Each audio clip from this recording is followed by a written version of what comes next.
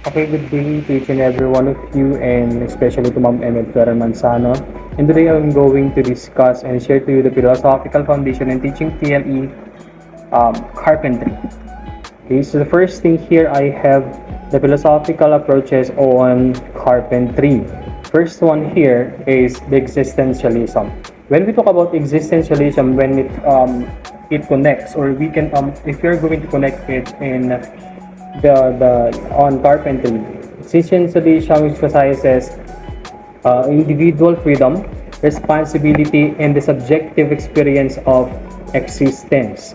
Applying this approach to carpentry, one might focus on the carpenter's individuality and the significance of their actions. Each piece created by the carpenter becomes an expression of their existence and a manifestation of their choices and skills. So we do have a lot of things or work or sa mga tinatawag natin sa mga construction workers, which kung saan sila magaling. Just for example, sa mga foreman natin, they do have the very good, and they are also called as skilled carpenters. And we do have also the laborers na tinatawag natin, which they just going to do tasks.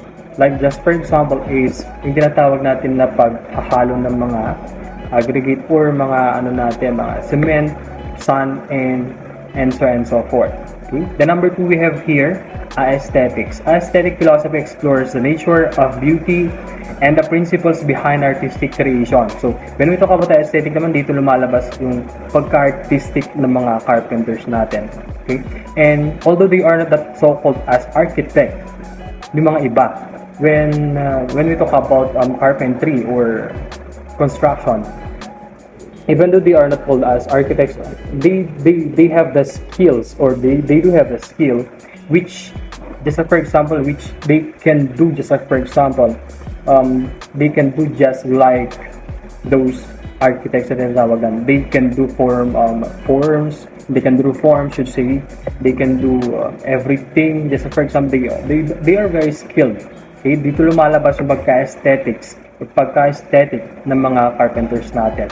So carpentry involves the creation of physical objects, and by applying aesthetic principles, the carpenter can strive to create works that are not only functional but also visually pleasing. Diba? So for example, interior or mapa-exterior man yan, they do have that skills to visualize what are those very pleasing to the eye-catching to those who are who wanted to build, or sino mga gusto magpapagawa or magpagawa ng mga bahay-bahay, or which they can rest or something and so forth like that. In consideration such as proportion, symmetry, and the use of natural materials can enhance the aesthetic value of the carpenter's creation. So yung tinatawag natin na aesthetics. Number 3, we have here the pragmatism.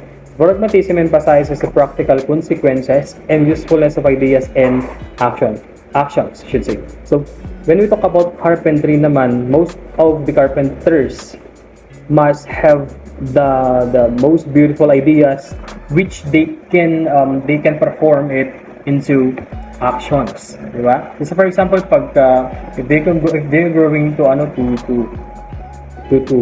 create or to draw some, just for example, yung mga ideas nila, then tinitake nila ng action agad-agad.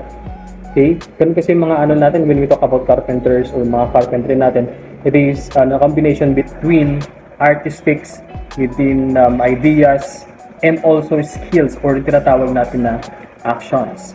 And when applied to carpentry, this approach encourages the carpenter to focus on the practicality and the functionality of their work. A pragmatic carpenter would prioritize the structural integrity, durability, and efficiency of the objects they create, ensuring that they serve their intended purposes effectively. Yan. When we talk about pragmatism, when it involves or it is connected to carpentry, sabi nga dito, pragmatic carpenter will construct integrity, durability or durable things na pwedeng i-apply or i-put into that building construction, and efficiency of the objects they create. Okay, just for example, pag if there's some a typhoon or an earthquake, diba? Mababase natin yan, or we can hold, or we can see, or we can observe of those works of a carpenter, which is for example, hindi nasira yung bahay ng nagka-lindol. It means it is a pragmatist carpenter, which he prioritized, or he performed the structural integrity, durability, and efficiency of the objects into that building construction, or building or house construction o tinatawag natin. Okay? And number 4 naman, we have here the Zen philosophy. Zen philosophy emphasizes mindfulness, simplicity, and the cultivation of direct experience. So which means, even though they are not that, or they are not a degree holder, yung iba, karamihan kasi when we talk about construction workers, they are not that a degree holder, but they do have the skills, they do have the ideas, they do have that very good na mga insights when we talk about carpentry or construction, diba? In carpentry, adopting a Zen approach means fully immersing oneself in the process, being present in the moment, and developing a deep connection with the materials and tools. Diba? Just for example, I do have an experience when we talk about the tools and materials na ginagamit ng mga carpenters natin. Inaalagaan nila. Okay? Inaalagaan nila. So for example, when the construction hour or the work time is ended, just for example, nasa 5 p.m. na tayo, nasa 5 p.m. na, and tapos na yung trabaho nila, ginagawa ng mga karpentero na they are going to clean, they're going to clean those tools, and gagawin sa mga materials na ginagamit, they're going to keep it on sa hindi na makakalawang, hindi maiinitan, hindi mauulunan, or and so forth. The focus is on the harmony between the carpenter, the task at hand, and the materials, allowing the creation process to become a meditative and transformative practice. So, dapat mga carpenters natin, construction workers natin, when we talk about carpentry, dapat na-apply din natin tong Zen philosophy natin. Then number 5, we have here ethics. Philosophical ethics deals with questions of morality and what constitutes right and wrong behavior. When applied to carpentry, ethical consideration arise regarding the responsible use of natural resources. Diba? For example, if we don't have a form or a lumber or timber na gagamitan for the form, we can do, or the carpenters can or will seek a way in order to get, or to think, or to use another materials instead of having that timber or lumber na tinatawag natin. So for example, kukuha sila ng kawayan or bamboos natin, diba? And to those who are yung mga nagamit na ng mga timber or yung mga lumbers natin, they can do, or they can use it in another reconstruction work, which is very good, and para makakapagtipid naman yung mga nagpapagawa ng bahay. Okay? Then sabi din dito, carpenters can adopt an ethical stance by using reclaimed or sustainably sourced materials, minimizing waste, and adopting environmentally friendly techniques. Okay? Yun nga, they are not using that, diba? Pag wala nang, or kinakalawang na yung mga natin, mga steel bars, nabubukbok na yung mga lumbers or timbers natin, they can use, or they will be try to use anything. Just for example, sinabi ko kanina, yung bamboo, and so many other woods na din na pwedeng gamitin for the form, for the sa mga trusses natin when we talk about carpentry. Okay, then last one, we have here the ontology. So ontology deals with the nature of existence and reality when considering carpentry from an ontological perspective. One might explore the relationship between the physical objects created by the carpenter and their existence in the world. And philosophical questions might arise regarding the permanence of the objects, the relationship to time, and their place in the larger context of human existence. So, di ba?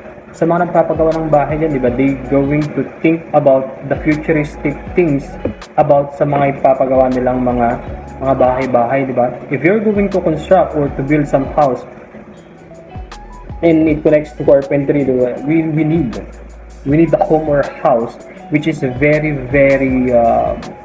good, which can exist until you're gone or something. If meron mga sakuna, just for example, mga typhoon na pwede nating silungan pag umuulan, and so forth. Okay. The next one here, other related philosophies of carpentry. First one, we have Zen and the art of carpentry. So we have here the other philosophies earlier I've discussed. Inspired by the book of Zen and the art of motorcycle maintenance by Robert Pirsig. This philosophy encourages carpenters to approach their work with mindfulness and a focus on the present moment. It emphasizes the importance of being fully engaged in the process of carpentry, paying attention to details, and finding a sense of harmony and balance in the work. Number 2, wabi-sabi, derived from the Japanese aesthetics then. So, wasabi celebrates the beauty of imperfections, transience, and the natural world. In carpentry, these materials they work with, such as the grain patterns in wood or the patina of the edge surface. It values simplicity, asymmetry, and the appreciation of the inherent beauty that comes with time and use. Number 3, minimalism. As a design philosophy, minimalism advocates for simplicity, functionality, and the elimination of unnecessary elements. So, dito yung maganda eh. When we talk about construction, those carpenters or those construction workers will be, even though they are minimalist advocates, diba? Nagagawa nila ng paraan if wala silang magamit na bakal or wala silang magamit na kahoy. Just for example, maghahanap na lang sila ng mga pwedeng gamitin na kahoy. Just for example, trees which or mga mango trees natin, they can make it or they can formulate it, just for example, as a timber, as a lumber, and so on and so forth. Okay. And number 4, sustainable carpentry. With a growing awareness of environmental concerns, sustainable carpentry focuses on using ethically sourced materials, reducing waste, and minimizing the ecological impact of construction. This philosophy encourages the use of renewable resources such as reclaimed or salvage wood. Yung sinasabi ko kanina, yung mga nagamit ng mga wood, pwede pa silang magamit into another work or construction work na tinatawag natin, as well as employing environmentally friendly building practices. Okay, number 5, craftsmanship. Craftsmanship is a philosophy that places great value on the mastery of skills, dedication to quality, and the pursuit of excellence. In carpentry, this means taking pride in one's work, striving for precision, and focusing on creating durable, well-crafted pieces. Craftsmanship emphasizes the importance of learning from experience and passing on knowledge to the future generations. So, all of us, we do have this philosophy craftsmanship, diba? But man, we can do things or art things if di lang tayo tatamadin or di lang tayo tamad. We do have some time or we do have time. We can do, just for example, mga carpenters do, but it is not that very perfect. Diba? Yung mga carpenters kasi natin minsan they are perfectionists. When we talk about house construction, building construction, or anything that they can construct or they will be constructing. Okay.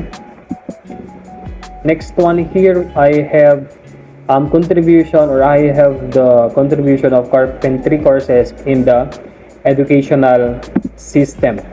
First one here, practical skill development. So carpentry courses provide students with practical skills created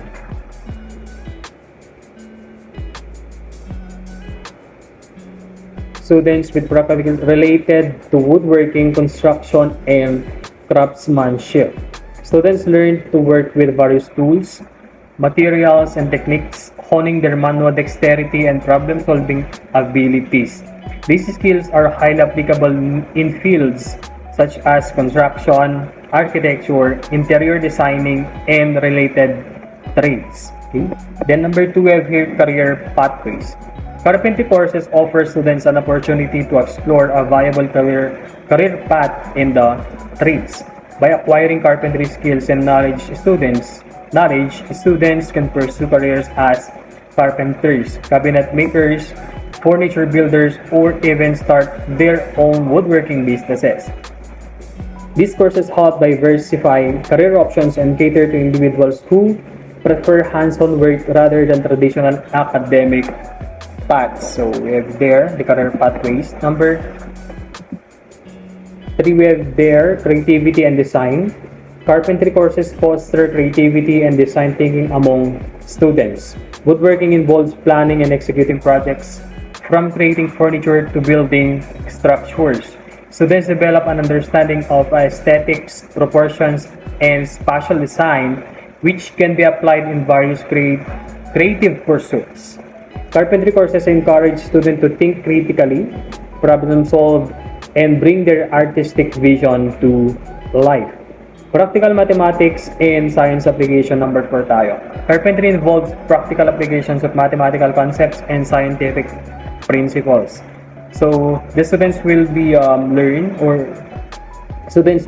to measure and calculate dimensions accurately. So for example, mga the thickness, the length, and the width and the height of that material, just for example.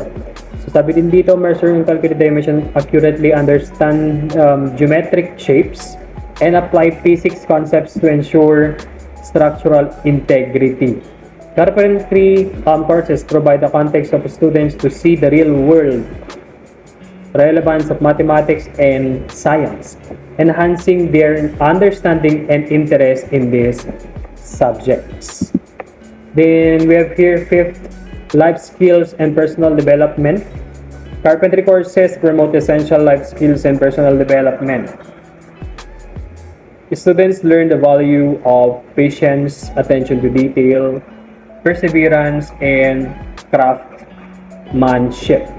Carpentry projects often require teamwork, communication, and project management skills, fostering collaboration and effective work habits. Additionally, carpentry courses instill a sense of accomplishment as students see tangible results for their efforts, boosting self-confidence and motivation.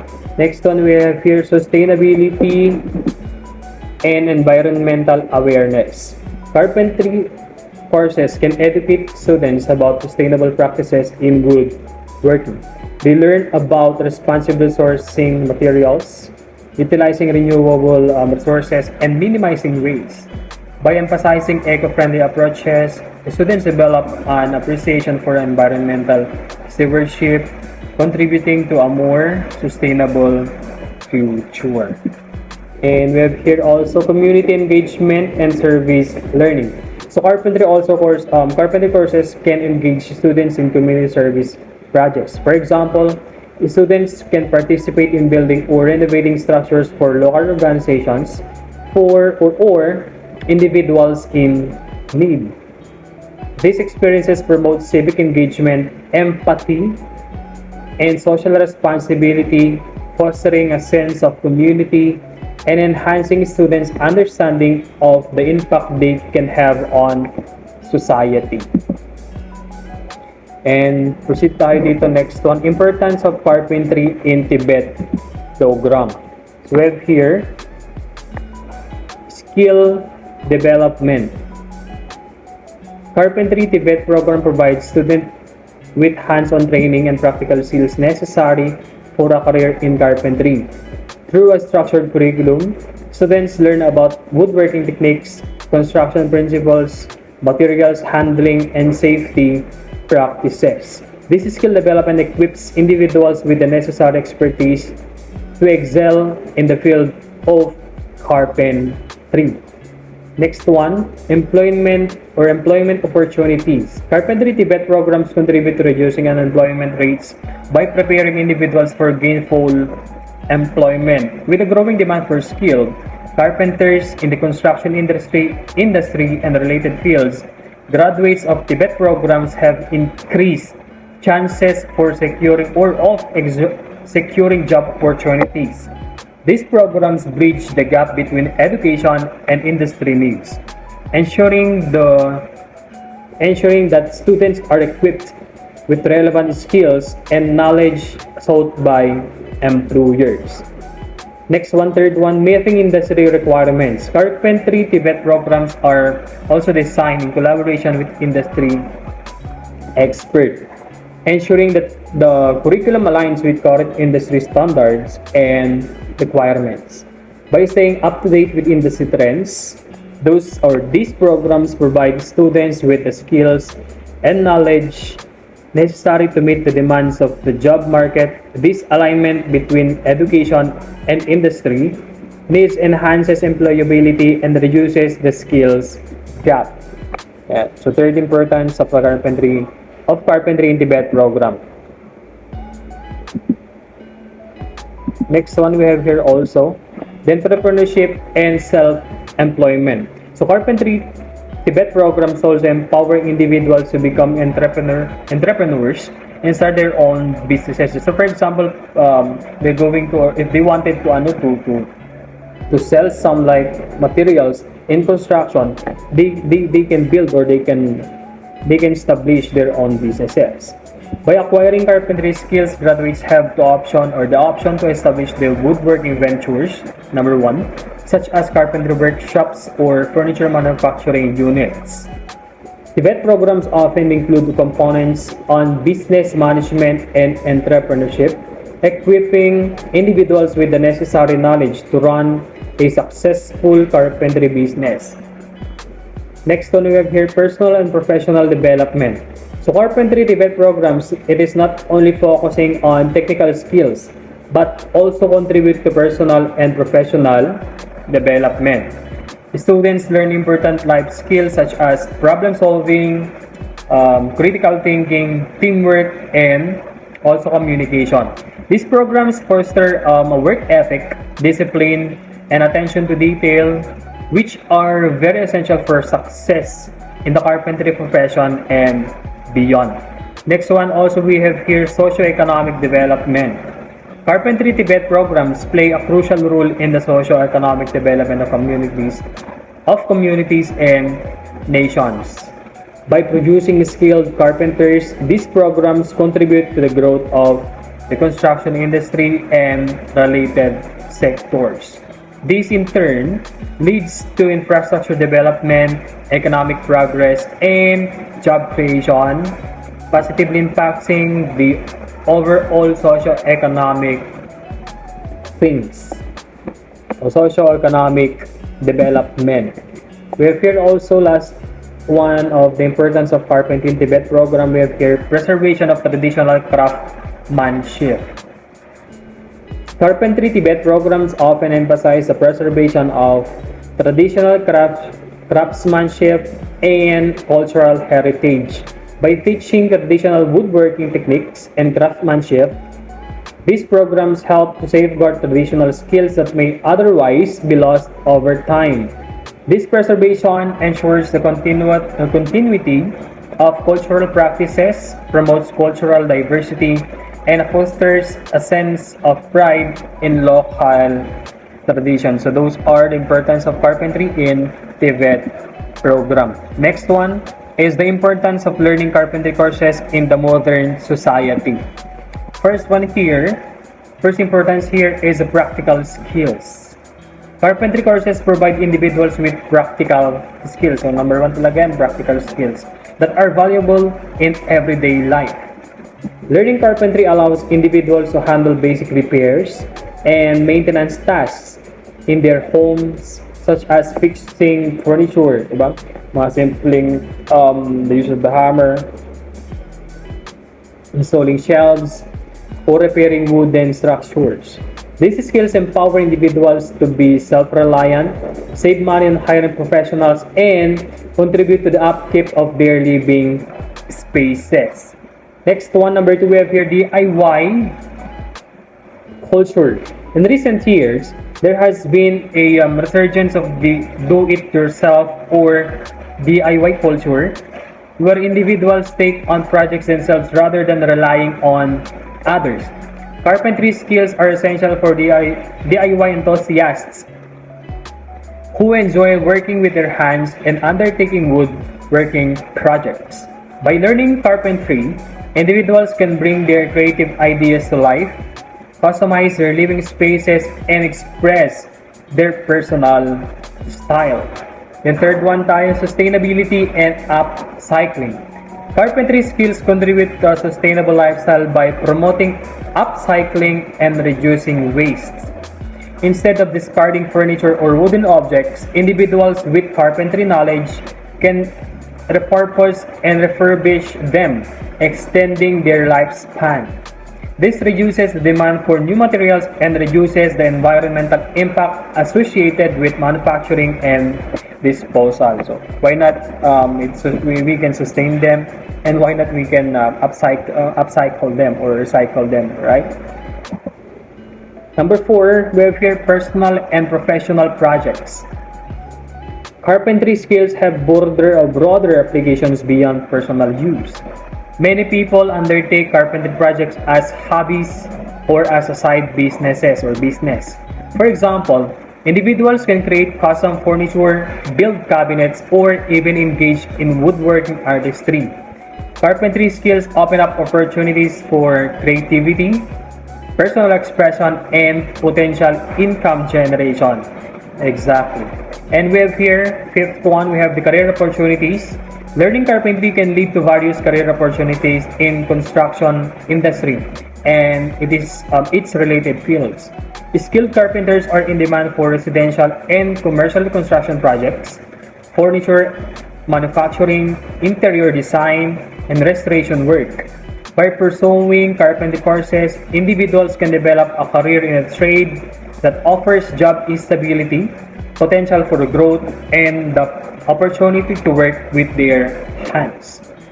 Next one, we have here problem solving and critical thinking. Carpentry requires also a problem solving and critical thinking skills, from designing and planning a project to executing it effectively. Carpenters must analyze situations, make measurements, and find creative solutions to challenges. Learning carpentry enhances cognitive abilities, spatial reasoning, and attention to detail, which are transferable skills applicable to various aspects of life and work. Next one we have here, also collaboration and teamwork. Carpentry projects often require the collaboration and teamwork, especially in large construction projects. Learning carpentry fosters the ability to work effectively with others, communicate ideas, and coordinate tasks. These interpersonal skills are valuable not only in carpentry but also in any professional setting that involves teamwork. Next, also we have here historical and cultural appreciation. Carpentry has a rich history and cultural significance in different societies. By learning carpentry, individuals gain an appreciation for traditional woodworking techniques, architectural styles, and craftsmanship. This knowledge helps preserve cultural heritage, promotes respect for traditional skills, and encourages the continuation of woodworking traditions.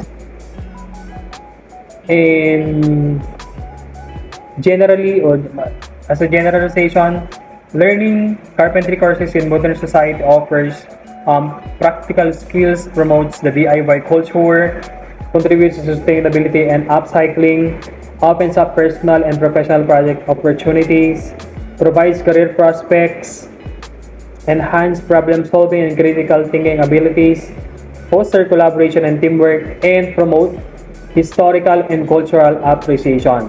These factors highlights the relevance and importance of carpentry in education. So that's it for my presentation. Thank you so much and good day again, everyone.